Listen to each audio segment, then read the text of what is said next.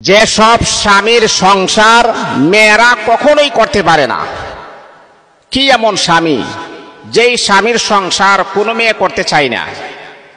বাবা, আমি আপনাকে বলছি, আপনার মাঝে কি এমন বদ অভ্যাস রয়েছে, কি এমন খারাপ অভ্যাস রয়েছে যার কারণে আপনার সংসার করার মতো কোনো নারী সাহস করে না? আমি আপনাকে বলছি, শুনেন, অনেক পুরুষ ভাইয়েরা আছে, আপনাদের কিছু ভুলের কারণে, আপনাদের কিছু অন্যায় অপরাধের কারণে আপনার স্ত্রী আপনার কাছ থেকে চলে যায়।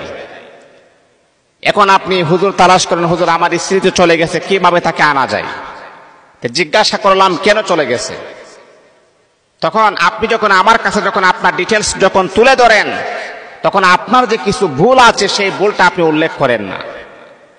আমার প্রিয় যুবক ভাইয়েরা, আমি আপনাদের কাছে আমি আকুল আবেদন রাখি, যেই সমস্ত স্বামীর সংসার কোনো মেয়েরা করতে চায় না, তাদের সংসারে থাকতেও চায় না, তার কাছ থেকে ডিভোর্স নিয়ে নারীরা অচিরেই চলে আসে। কারণ তার সংসার করার চাইতে না করাটাই আমার জন্য সবচাইতে উত্তম হবে। সম্মানিত আমার যুবক ভাইয়েরা, আজকে আপনাদের ভুলগুলো আমি বলবো, সে ভুলের ভিতরে যদি আপনি থাকেন তাহলে আজকে আপনি এই ভুলগুলা শুধরে নেবেন। এই ভুলের ভিতরে যদি আপনি থাকেন আর এই ভুলগুলা যদি আপনি না শুধরান, তাহলে ভবিষ্যতে আপনার বড় ধরনের সমস্যার সম্মুখীন আপনি হতে পারেন। এই সমস্যা থেকে যদি বাঁচার জন্য আমি যে টিপসগুলো আপনাকে দিব, যে প্রেসক্রিপশনগুলো আমি আপনাকে দিব, সেই প্রেসক্রিপশন অনুযায়ী যদি আপনি শুধরে যান, অবশ্যই অবশ্যই আপনার সামনে আরো উজ্জ্বল হবে। আর যদি না করেন, সামনে আপনার জন্য ভয়ঙ্কর অন্ধকার অপেক্ষা করতেছে। সম্মানিত হাজিরিন, আমি আবারও বলছি, যে সব স্বামীর সংসার মেয়েরা কখনোই করতে পারে না, এর মাঝে এক নাম্বার, কথাগুলো দিলের কান লাগাই শুনে, এক নাম্বার, যেই স্বামী যারা কথায় কথায় স্ত্রীর ভুল খুঁজে, যেই স্বামী কথায় কথায় স্ত্রীর ভুল তালাশ করে, ভুল না হলে ভুল, ভালো কাজ করলেও ভুল, এমন স্বামী আছে না? যেই স্বামী কথায় কথায় স্ত্রীর ভুল তালাশ করে, বাবা আপনি যতই সুন্দর হন, আপনার যতই টাকা পয়সা ব্যাংক ব্যালেন্স থাকুক না কেন, আপনি স্ত্রী রাখার মতো যে যোগ্যতা প্রয়োজন সেই যোগ্যতা আপনার ভিতরে নাই। কারণ স্বামী আর স্ত্রীর সংসারটা হচ্ছে এমন, একজনে ভুল করবে আর একজন ভুলগুলা ক্ষমা করে দিবে, আবার যখন আপনি ভুল করবেন আপনার স্ত্রী ক্ষমা করবে। এটাই হচ্ছে স্বামী আর স্ত্রীর একটা সংসার। একে অপরকে স্যাক্রিফাইস করতে হবে, একে অপরকে মানিয়ে নিতে হবে। এখন আপনার স্ত্রী ভুল করেছেন বিদায় যে আপনি এইভাবে তাকে ভুলটাকে শক্তভাবে আপনি ধরবেন, এটার নাম কখনো স্বামী আর স্ত্রীর সংসার হতে পারে না। এক নাম্বার হচ্ছে, যেই স্বামী তার স্ত্রীর ভুল খুঁজে বা ভুল তালাশ করে, ওই সমস্ত স্বামীর সংসার কোন নারী করতে চায় না। এটা হচ্ছে এক নাম্বার। দুই নাম্বার হলো, যারা অন্যের সামনে স্ত্রীকে অপমান করে, নাউজুবিল্লাহি মিন যালিক।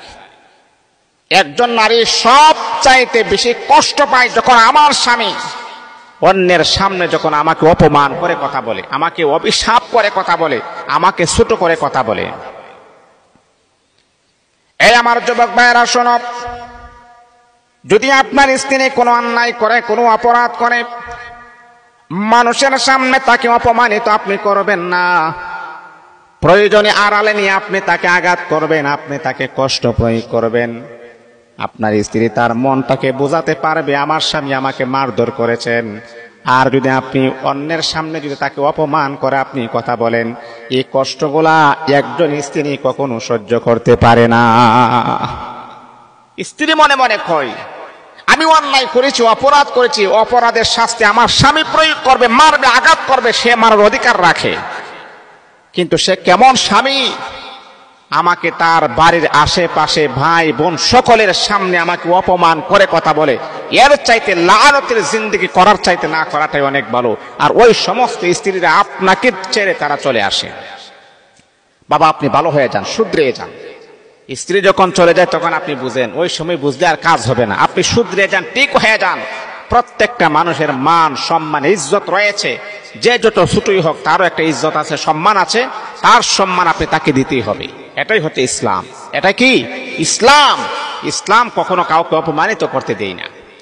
দুই নাম্বার। তিন নাম্বার হচ্ছে, যাদের কাছে স্ত্রীর মতামতের কোনো মূল্য নেই, যাদের কাছে, যে সমস্ত স্বামীর কাছে স্ত্রীর মতামতের কোনো মূল্য নেই, আমার রাসূলও কিন্তু সাহাবে কারাম ইতিহাস তারা বলেছেন, রাসূলের জিন্দেগি তারা বলেছেন, আমার রাসূলও স্ত্রীর মতামত পোষণ করতেন, স্ত্রীকে বলতেন এই কাজটা করলে কেমন হয়। এই কথাগুলা বললে কেন জানেন?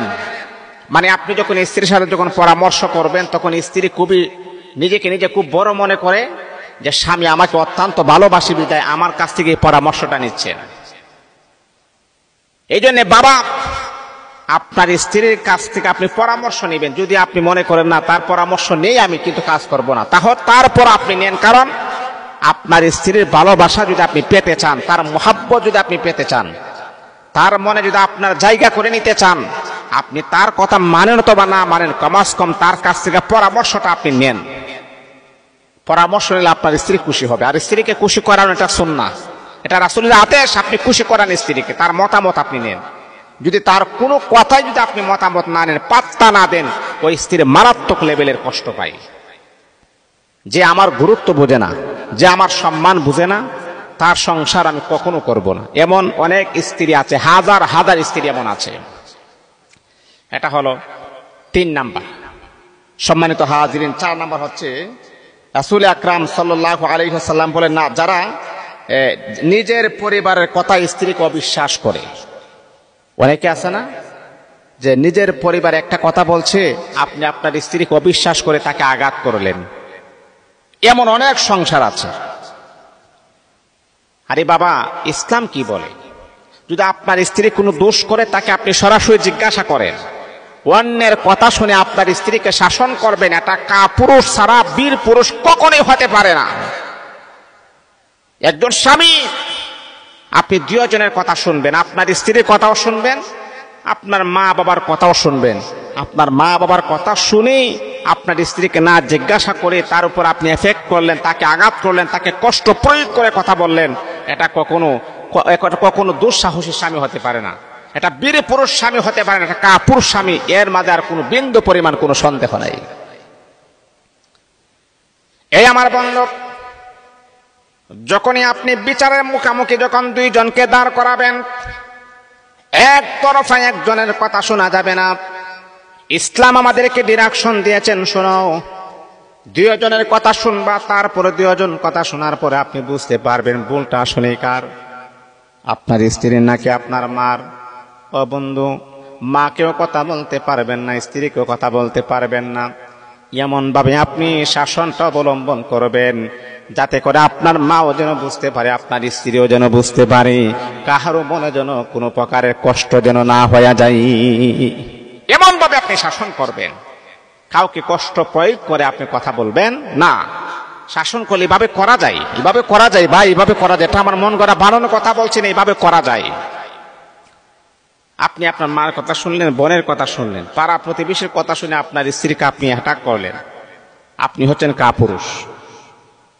আর যেই পুরুষ অন্যের কথা মতে চলে, অন্যের কথা মতে কন্ট্রোল হয়, ওই পুরুষের সংসার কোন নারী করতে চাই না। এটা হাজার হাজার প্রমাণ আছে। হুজুর, আমার স্বামী অন্যের কথা শুনে, আমি তার সংসার করব না।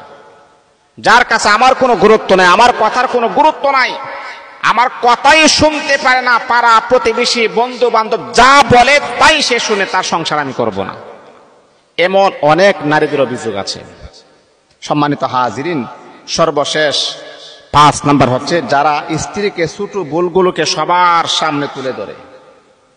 স্ত্রীর ছোটখাটো ভুল আছে, এই ভুলগুলা সবার সামনে আপনি তুলে ধরলেন না, এটা করবেন না বাবা।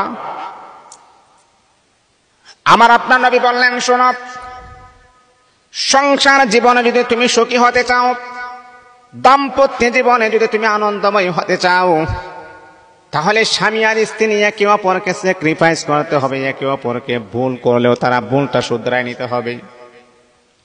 আপনার স্বামী যদি কোনো ভুল করে, কোনো অন্যায় করে গো মা, তাহলে আপনি তাকে ক্ষমা করে দিবেন। আপনি যদি আপনার স্বামীর ভুলগুলা যদি অন্য কোনো মানুষের সামনে যখন প্রকাশিত করবেন, আপনার স্বামী অপমানিত হওয়াই মানে আপনি নিজেও অপমানিত হয়ে গেলেন।